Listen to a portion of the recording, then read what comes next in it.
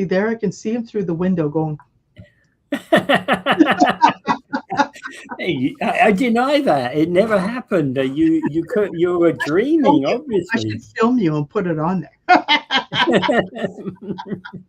You got a bit of a challenge there, Angela. Who's the one who's technologically phobic? You've got to get it onto the show and show it to everybody, and until it's shown to everybody on the show, nobody knows it exists. Yeah. Anyway, good evening, Angela. Welcome to Spin Legal, everybody. This is episode 130, and tonight we are talking about how do I know if a business is legitimate? And that's an interesting question because, we've had some information about people. We get this from time to time. Oh, I got conned by this company, right? And there are some interesting things we've seen over time. Not that this is a big legal topic, but it's still one that comes up from time to time in the legal world. All right. Mm-hmm. So if you need any, legal advice, go to Invictus Legal. You can contact Angela you can call us at 905-688-5598. You can contact Angela with Angela at weareinvictus.legal or myself at Peter at weareinvictus.legal. There you go. Mm-hmm. Okay. And so then the big topic of the day is how do I know if a business is legitimate? Yeah, it's funny.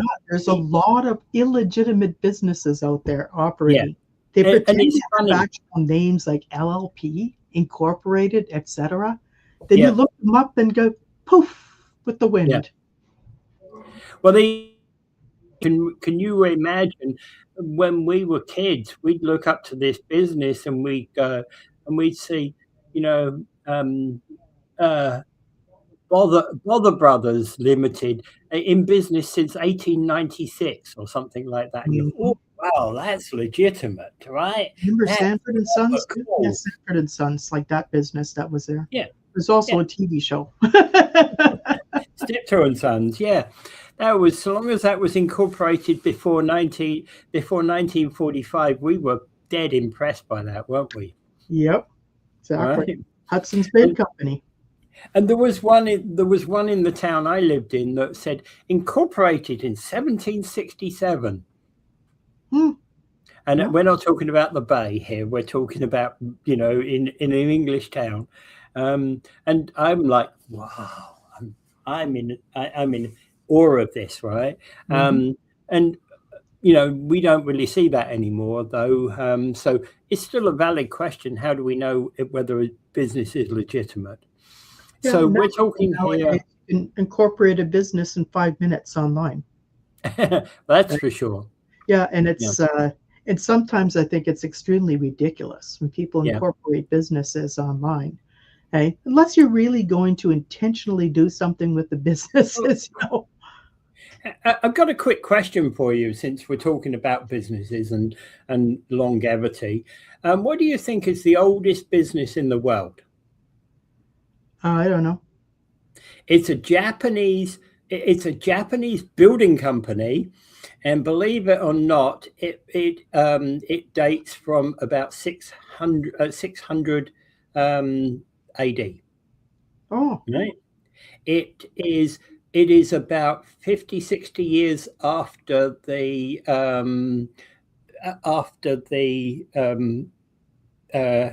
what do you call it in Nicosia, when the Catholic Church was formed. Right. So it's basically it's as old as the Catholic Church, more or less, right? And the second oldest one in the world is also from Japan. It's a hotel, right? And that's about 1,400 years old. They must have had the oldest profession practice in those hotels. Ooh. And then the second oldest profession is the legal profession. Yeah, to get the oldest profession out of Stum. Yeah. Okay. So all right. So first point of call might well be that you're looking in the Ontario Business Registry to see whether they're legitimately registered or not. There's a lot, and Tom Smith just starting up in business. Maybe he calls himself Smith Butchers, right? He hasn't done a year's worth of trading, so maybe he hasn't set himself up a company yet. Maybe he hasn't incorporated. Yeah, but he can call himself Smith at Smith Ventures, and he could be a sole proprietorship. Yeah.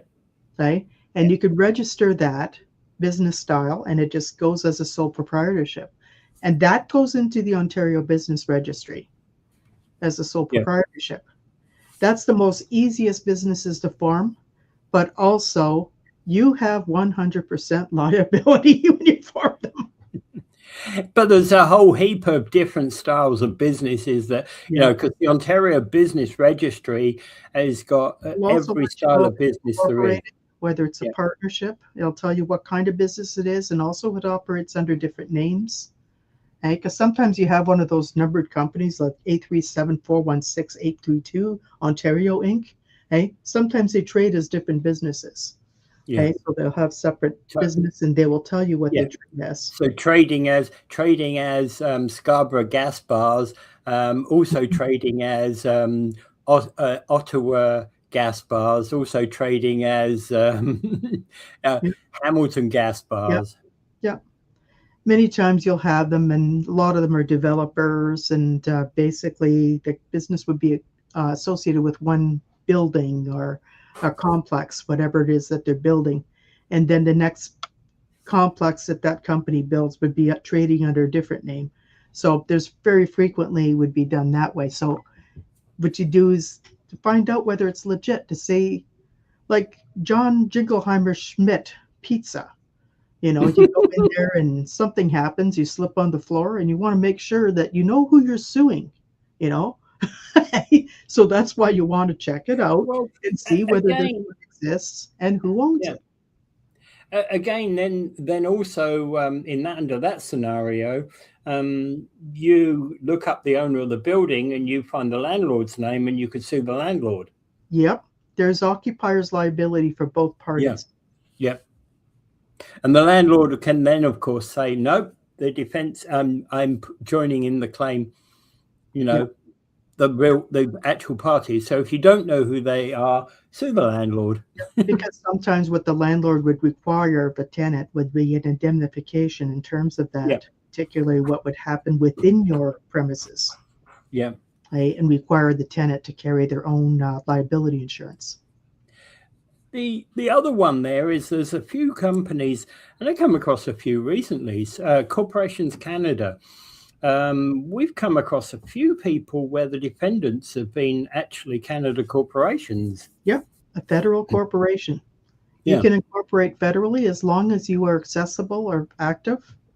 And like a nonprofit would have to be active in at least 3 provinces. But you can do a federal corporation for a small business. And then you can operate anywhere. You only need one director for a single small business corporation. So when it comes to federally incorporated businesses, do they still have corporate numbers? Yep. Mm-hmm. And they still have 852-736 Canada Limited. Right. And again, just to in both incorporation in terms of just because, for example, you're setting up not as 1, 2, 3, 4, 5, 6, 7, 8, 9 Ontario Inc., but you're setting up as Wheelhouse Warehouse. And if you're setting up a corporation, they all have corporation numbers. That's something that people have to remember. Sometimes if you don't want to set it up with the name, it'll be a number. So you'll always have a name, but this name is the number. So that's why you have to be careful. Like, depends on what you want. Some people just want a numbered company so they can and that's the same. and stuff like that, and use it as a washing machine. And that's the same whether you're talking about federal or Ontario. Yeah, exactly. Like a lot of them are mostly developers or investment companies or investment vehicles, different things like that, and they use this to so that they can put money like loans and different things, and then when they take money back from people who want to purchase it or whatever, it goes through the same company, and it's also for tax purposes. The other thing, of course, about looking at whether somebody's legitimate, and this relates to those first two, because whether you're an Ontario company, a federal company, you will still have an GST, HST number. Some don't. Yeah, some don't. Yeah. Okay. So what you do is, say if someone's sending you a bill and it has an HST number on the top, because if you have an HST and you're invoicing people, it has to have the HST number somewhere. Your bill, and then what you can do is you can call up CRA and ask them who does that HST number belong to, and just make sure that it's connected to the business that's invoicing you. Yeah. Okay. So it's not fair. For example, if I had an HST number and you call up HST number 1, 2, 3, 4, 5, 6, etc., and it turns out it's Peter Giblett and not not White House Incorporated. Yeah, exactly. So that kind of is strange, and CRA might wonder about that and start asking a lot of questions.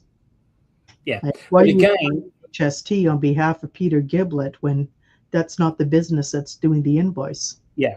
Even if Peter Giblett owned the company.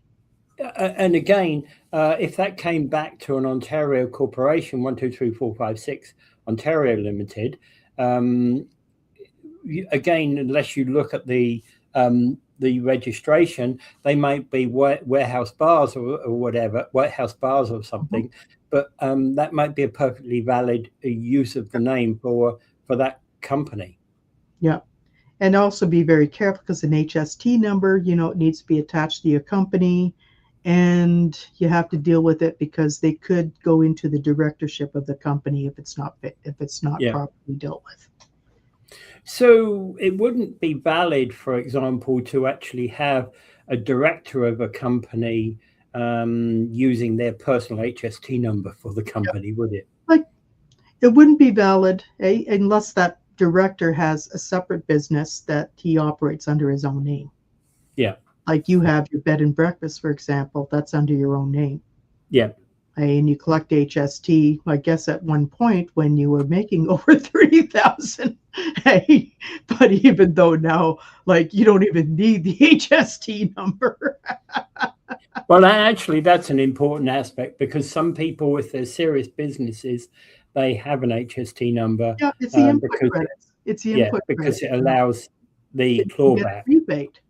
Yeah, it allows the clawback and the rebate, right? Yeah. Okay, so then the next one here is Ontario's beware list, consumer beware list. Sorry. Yeah. And it's very interesting. You go on the beware list and you start looking up things like HVAC companies, especially those door-to-door people that used to come knocking on your door, and they say that they're from some X and Y gas company and they're here to inspect your furnace, just make sure it meets government regulations. You remember those days? It's illegal to do that now, but however, they used to have them. And then there's other companies too, like which I went after one year on behalf of a client of mine, because this guy was both a plumber, a legal representative, and something else I forget. Well, the same person. But again, one needs to be aware that there can be some properly incorporated scam companies. Yeah, exactly. They've got a company set up. They've got an HST. Oh, we scam you incorporated. They're still out there scamming people. Yeah, exactly. Maybe they didn't start their business that way, but maybe they ended the business that way. Like especially some of these things when they were HVACs and they get together with a financing company that was probably basically set up for that other corporation. And they sit beside each other in the same office building. One's Yeah. One's in unit 400 and the other's in unit 401. Yeah. Yeah. Like There's no separation between them, right? On behalf of them. Yeah. And the thing is, somebody has to represent them, I suppose. But I fought them all my life, so on behalf of people. So it's always pleasant when I get a person I know on the other end of it. So yeah. So the consumer beware list here, you can still have a proper valid HST number. You can still have a proper either incorporated either locally in Ontario or in Canada, and still be on the beware list. Yep, exactly. And then there are company directors. Like in certain cases, the directors could be held personally liable for certain things. Okay. And we talked about that before with regulations and with torts and different things like that. Yeah.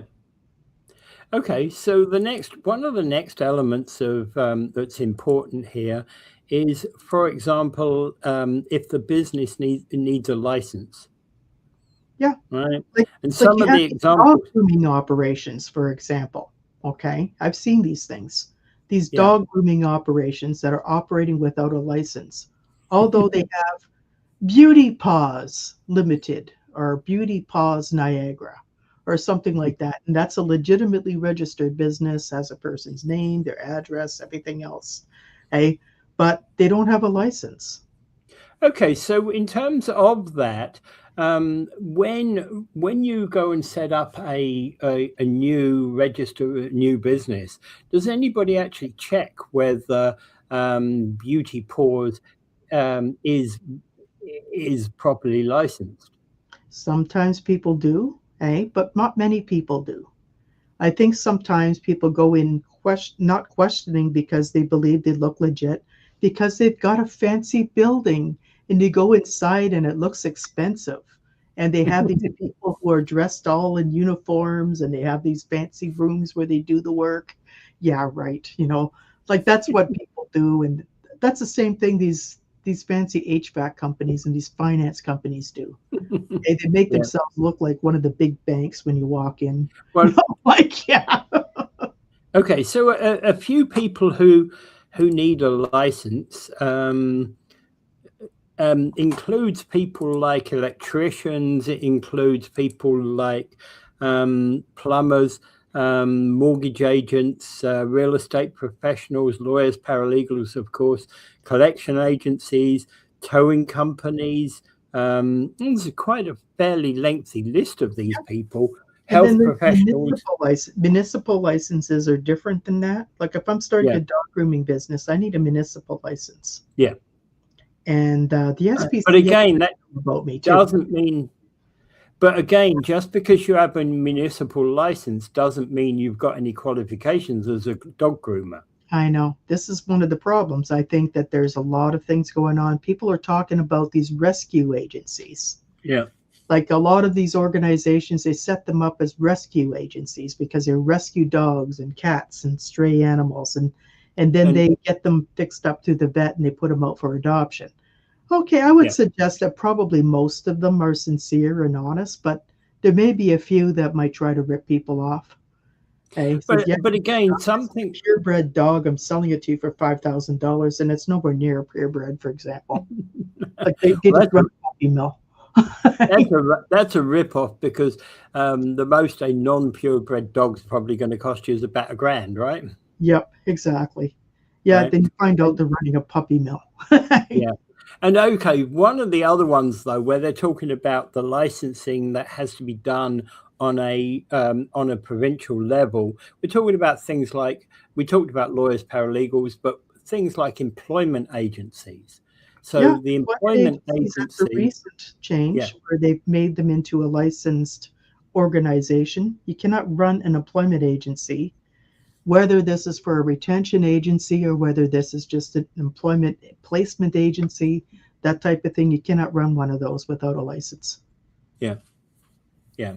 And there's an obviously there's a reason why I think a lot of people are concerned about that. And another one, for example, is towing companies. For example, towing companies are really interesting. So many fly-by-night people out there that have got a real bad reputation, that when it comes to things like towing companies, you want to basically make sure that that they are legitimate.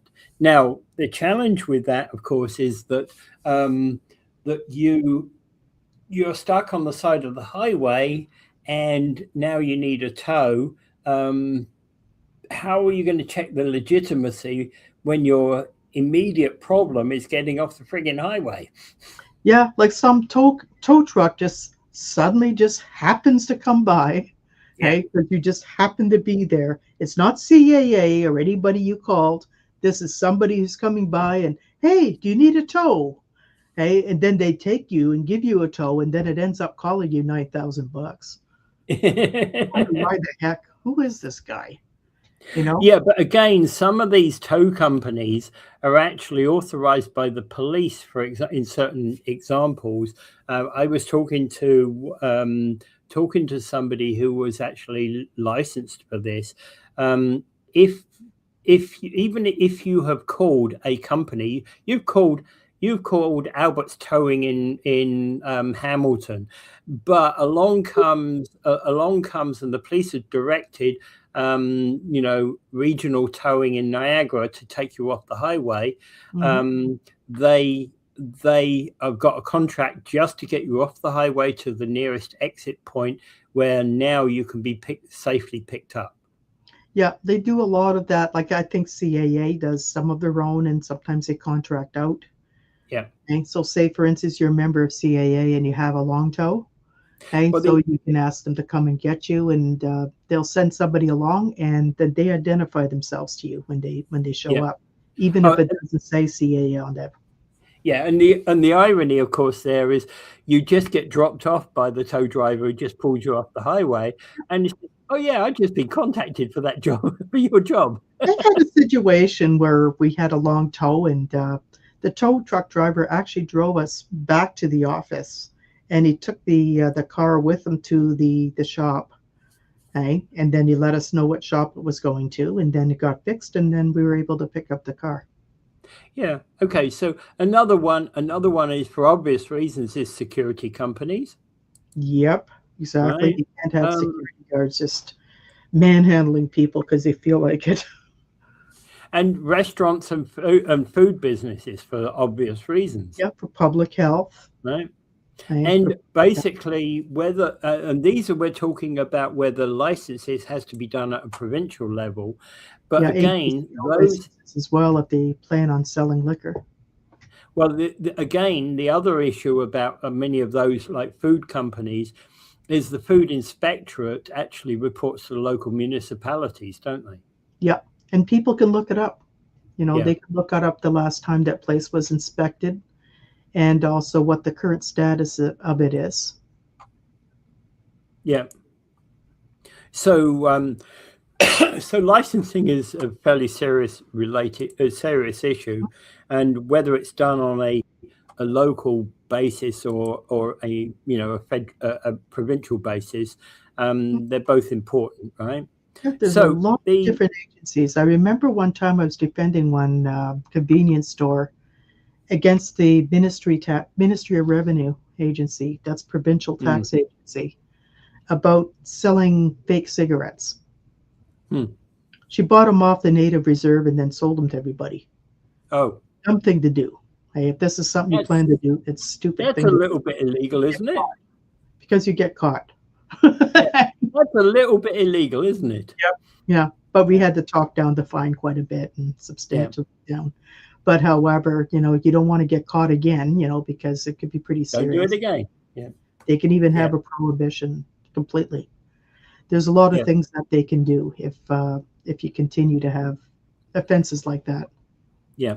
All right. The next one on here, sorry, wrong one, is check the physical address. Now, yes, in a large extent, we talked at the beginning of the show, hey, Albert Brothers, in business since 1777. big thumbs up there, right? Yeah. Especially if they're operating under the same name right today. But it's a bit of a funny when you've got kind of a law firm which is McCletchan, and McClutch, right? So now you've got 6 or 7 of these McCletchan and McClutches in there. What point do you take the dead partners out? Yep, exactly. So this is the same thing. Like if you have a physical address, like say for instance, something has like global something or international something, you would assume that there's a physical address.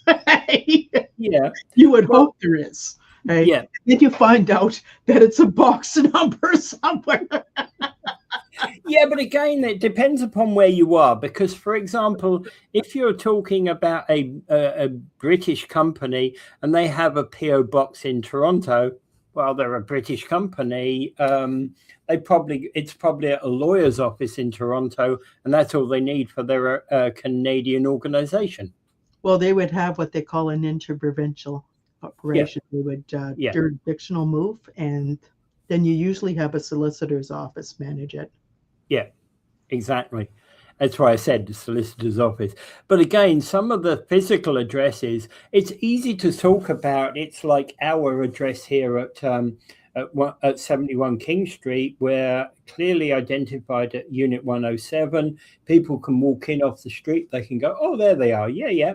Bang on the door.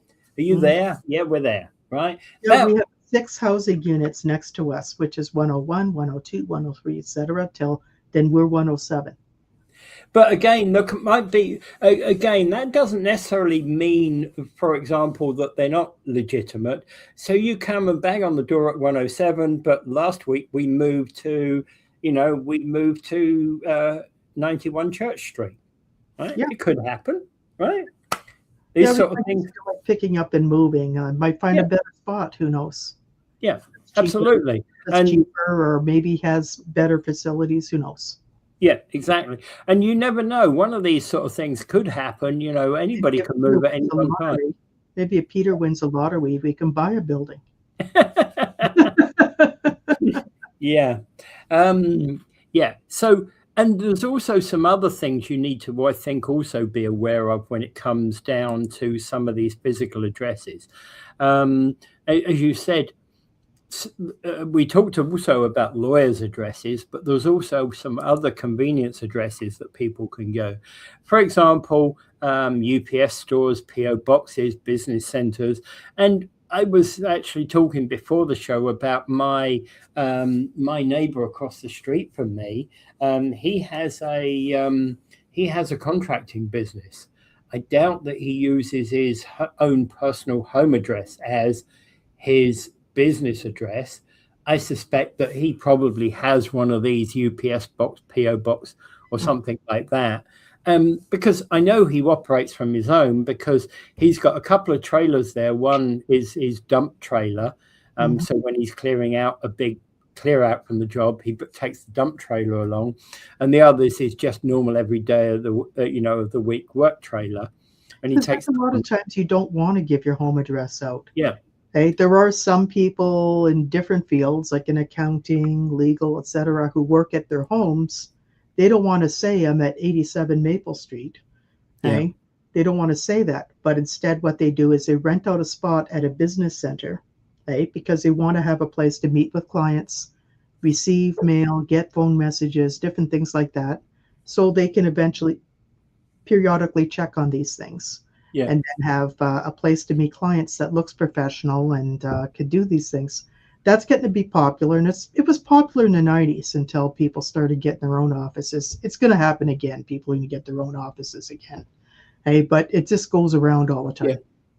Hey, but basically, a lot of people who do operate from their home, it's best that they have, if they intend to meet with clients or have employees, that sort of thing, it's best that they have what we call it's a temporary or portable office service, where they could go into an office, and sometimes even have permanent offices where you can rent one office space where you can meet with clients anytime that you need to, and then you can just go home and do the rest of the work. There's a lot of that kind of stuff too. Well, and for example, it's very difficult to check that when you're talking about businesses actually exist at the location. If you're talking about a UPS store, for example, 7711 McLeod Road, if I'm remembering correctly, is a UPS store. And if you've got unit number 128 of the UPS store, well, that address, that doesn't actually exist. It's a figment of your imagination. Yeah, that's like I used to have an address. A long time ago, I used to have another type of business, and it was at a UPS store, and it was 111 4th Avenue, Unit 112, and this is St. Catharines, and people would go there. They looked all over the place for that address, and they were looking for this big skyscraper somewhere. So they would call me. I said, just deliver to the guy there. He'll take it and he'll put it in my mailbox. And he did, But after a while, I just started getting a physical address downtown, and then I didn't need that. So it's probably so these are things that you'd have to look into, that meets your needs. Like if you're just a writer or something, or somebody who never meets clients, never has to go out, you could probably do with a UPS or a box or a PO box or something like that. Yeah. And if you're a small business and you occasionally meet a client, a business center may do impact what you need for you. And so long as you can kind of drive to it once a week or something, you probably pick up your mail there as well. Yeah, pick up your mail, meet a client, that sort of thing, And then if you do have things where you're starting to meet clients more regularly, it might be best to look at some of their more permanent features. But they again, have a graduated type of system, which is nice because you only pay every month. They don't lock you into leases. They're interesting. Yeah. Okay. So for example, one of the things that I think is a warning sign when you're looking into whether a business is legitimate is one of the things that they recommend is that if you're talking about a residential house, it's almost certainly a scam. Yep, exactly. Right? Now, I said my neighbor operates his business out of his home. I operate my business out of my home, but I've got a physical other address that I can use, and he probably has as well, like a UPS store. Yep, exactly. Yeah, another way of telling that this may not be a business is when somebody gives you a business card and it has their name and a telephone number on it, but no actual business name on it. So somehow you're supposed to find this guy if he scams you. Yeah. Well, there's another one. He did your driveway for you. There's another one which I definitely came across. We were up against a landlord not so long ago where his physical address was an empty lot. Yeah. Yeah. And you go in there, this farmland. And you check that. Well, no, not a farmer. It's not that. It was actually at one time a property. In fact, it was an apartment building at one time. I remember the apartment building at that location, but it was also a pretty rundown apartment building. So, but again, he still uses that empty lot, as a business address, and that's an alarm bell really ringing there. Yep, exactly. Right? Other alarm bells is if you have a business name and you can't seem to find it anywhere. It's not in any phone book. You can't find a website for it. You can't find it anywhere on the web. And you say, well, what is this? It just doesn't make any sense. Or you have a website for it, but it's not registered. The name is not registered anywhere. It's not in the OBR. It's not in the Canada corporations. It's nowhere. So you start wondering, what is this? Actually, I'm going to kind of also throw in one there. You cannot run business that way. It's against the law to do that.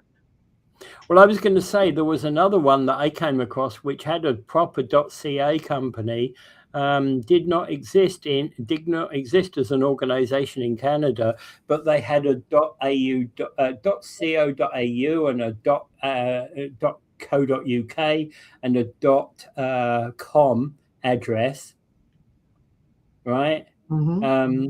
So whilst they may have had properly registered businesses in some of those other locations, they didn't have in Canada. Hmm.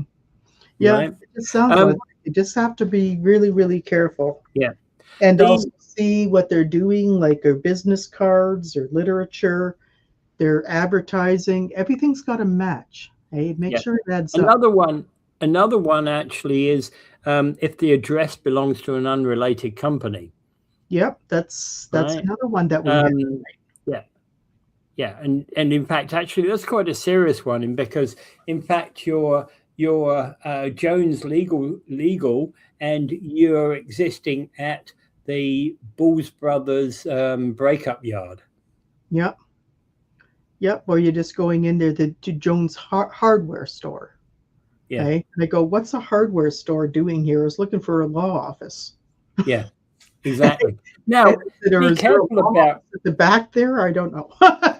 Well, be careful about that one though, because in fact, actually, there's one on Morrison in Niagara Falls, whereby the front of that is a bank, the back of it is a law office, but the bank is on the ground floor, the law office is on the second floor, in part of the where part of that building has a second floor. Mm. Yeah. Right. But as long as they exist and you can actually go there and it's tangible. Right? But one of the big situations, or you have these fake associations too. Yeah. Associations of these fake businesses. Didn't they have one of those for all these HVAC companies? Actually, I think one of the greatest ones I remember is actually there was a TV show whereby the phone was ringing, and the person said, "No, I'm done. I'm walking away. I'm resigning," and the phone continued to ring, and the camera panned back and back and back. And there was one desk in this massive, like 10,000 square foot office. Yeah, that sounds like one of the first articles I wrote on LinkedIn about what you don't do as an entrepreneur. You don't rent these 10,000 square foot offices just to put your old desk there. Yeah. .com yeah. The other warning sign that is being warned out there is that where you've got, for example, when they're not talking about obviously office buildings where you've got multiple companies in an office building, but where Suite 400 operates with multiple unrelated businesses. Yep. Right, you were talking about the HVAC company, the bank, that the finance company that finances all the HVAC deals that they do, and the lawyers associated with them, and the finance company that finances the finance company, and the insurance company that goes alongside it as well. Oh, and the reinsurers as well. Reinsurer, oh God. Yeah, you know that's a big scam. I see the finance companies change names because the other one goes bankrupt and then another name comes up. Yeah. And the thing is, you used to be able to say it was the day, the day you like it finance company, and next day it was the day you didn't like finance company, and the third day every other Thursday finance company. Yeah. So these things, we've discovered things all along and say, what? Yeah. They always have it, or they'll just have a name that's kind of like makes it sound like it's official. Like they'll almost sound like they're attached to Enbridge. Yeah. Enbridge Gas. But they're not quite Enbridge Gas. Well, they might be Enbridge Energy. Yeah. Well, that brings up another one. I know of one particular company that I consider to be a scam company. Yet sometimes they're passing off, sometimes they're just a scam. Yeah, but I know thousands and thousands of people get valid, good service out of this company. I just think that their rental organization is a scam. Yeah, pure and simple. Right? It's it. They're a scam. By their company at one time. Yeah, but again, that's another matter entirely, and I'm not mentioning names. Yeah, Right. I know. Okay. I know. So how long has the business existed? We talked about some of this earlier on. So just Yeah.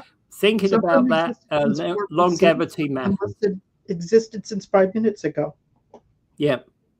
But again, there's this element of that just because something was created 5 minutes ago doesn't make it any less legitimate. Yeah, because the thing is, people were planning it for a while, Yeah. to develop it, and as long as they're not being stupid, ridiculous, and impulsive to set something up. Hey, Yeah. so if you're setting up a business, you really do have to do a lot of planning. I think at least 6 months ahead. Yeah. Right before you open your doors and expect people to come to you. Another one is verify the people behind it. Yes, and this is something you can get with a check on the OBR or the Corporations Canada or on Chamber of Commerce, Better Business Bureau, different types of lists where you can find out who the leaders are in the businesses and who they are, and you'll have an idea who they are, and then that way you can kind of tell, if there's an issue, then you know who to talk to. Yeah. Another one, of course, if you've got licensed people, licensed businesses are the people who lead it licensed and qualified. Yeah, like you get these nail places or tattoo parlors and so forth. Are the individuals, are they licensed? Yeah. You want to make sure every single one of them who's doing any work. Yeah. Is Joey who's doing your tattoo, is he licensed? Yeah. Is he licensed? Is he trained? That sort of thing. You want to make sure, because like somebody who's not really well trained as a tattoo artist, there could be some harm. Absolutely. Public health would want to know. And you need to understand the rules that are associated with each and every business. So, if you're hiring an electrician, what are the rules related to an electrician? If you're using a tattoo artist, what are the rules relating to tattoo artists? Yeah, or even just getting your nails done, getting an esthetician to do your nails. I mean, that's a regulated business through public health. Yep, they license you. Because people can get things, I guess, if they don't do it properly, don't sterilize things or whatever. And an obvious one, really, don't rely upon the Google reviews. There's a lot of people out there that are running scam reviews that are giving 5-star reviews to their friends or giving 1-star reviews to the people they don't like. Yeah, all their competitors. Yeah, and what it is there's actual whole pages in Reddit, in Facebook, and other places where they actually have Google review exchange. I will give you a 5-star if you give me one. And it's, to me, that's a scam. And actually, it could be considered a fraud, and it might be against the Competitions Act to carry it on too far. And again, there's that, hey, I know that you want to give me, I know that I've agreed to give you a 5-star, Angela, but Joey over there, I don't like Joey. Can you give him 1 star? Don't bother about giving me a 5-star. Give Joey a 1-star review. And that's also against Competition Act. Yeah. Right? Because you're kind of going after your competitors in some way. You can't do that. And your competitors can sue you if you do that. I think we need to actually have I would think we need a Google review court. Yeah, Google review court. And it's not just Google, there's also Yelp. I know they all need to come under the same jurisdiction, right? Yeah, just to make sure that people are like, I'm not saying everybody who puts a Google review is a scammer. Some of the ones that put ours up are scammers. But a lot of the 5 stars that we got are not scammers. Yeah. Because we try to make sure that it's only like we'll contact people to put a 5-star up, or they'll contact us. Can I put a 5-star up? Yeah. But it's but I'm not going to go to somebody and say, oh, I'll give you a 5-star if you give me a 5-star. No, that's very improper. Yeah, that's very improper. Okay, so moving. Missed one out here. Which is payment arrangements, crypto. So the cryptocurrency type thing is something that you know, it's fine if you've got kind of a, if you do have a payment arrangement, you can do crypto as many as anything else, but you just don't want to be forced to do crypto. Yeah, you don't want to be forced, and the only way you can do it is through Western Union or through crypto or some kind of thing. Yeah. Because that sounds so scammy. And it goes to some Nigerian country, when they keep saying that they're North American. Like, yeah, this seems pretty suspicious. You need to make sure everything is done. Yeah. You have to look at whether you're part of the country is part of SWIFT. There's a SWIFT account, you know, that they have to be a verification. So one bank can talk to another bank in another country. You know, there's a lot of different things that are regulated out there. Yeah. To verify payments. And it's not that crypto isn't a valid form of transaction, but if they're only crypto, then there's probably something wrong. Yeah, it sounds like, that's suspicious. Yeah. Yeah. All right. I know some people who do exchange in crypto, and that's what they like to do because they like to invest in it. Yeah. But that's not my cup of tea. Yeah, absolutely. And you got to be sure that you're safe with it before you do anything like that. I've known people who've lost so much money in crypto. It's not even funny. Yeah. Yeah. All right. So just to let you know that if you need to contact Invictus Legal, you can do so on 905-688-5598. Email Angela at weareinvictus.legal, or myself using Peter at weareinvictus.legal, and weareinvictus.legal is the website. And moving on. So what you've heard today in Spin Legal, whether it's this show or not, it is not legal advice. But if you need specific legal advice, then please contact a paralegal or a lawyer. And sometimes if you really want to talk and find out things, like if this business that just went into your home and said that the government regulations for your furnace and now exceed what your furnace is, and now they got to put in $20,000 worth of work, you know, and hey, talk to somebody first before you start signing anything. Yeah. Because it's likely a scam. Hey, coming to us, we'll tell you, you know, how to tell if something's a scam or not. Yeah. And sometimes if you're an older person, sometimes even your adult children can help you with some of the things. Yeah. Oh, yeah. Just be very careful. Keep your eyes open because there's too much of that out there. All right. And okay, so well, thank you everybody for being here, and have a great week, and we'll be back again next Tuesday.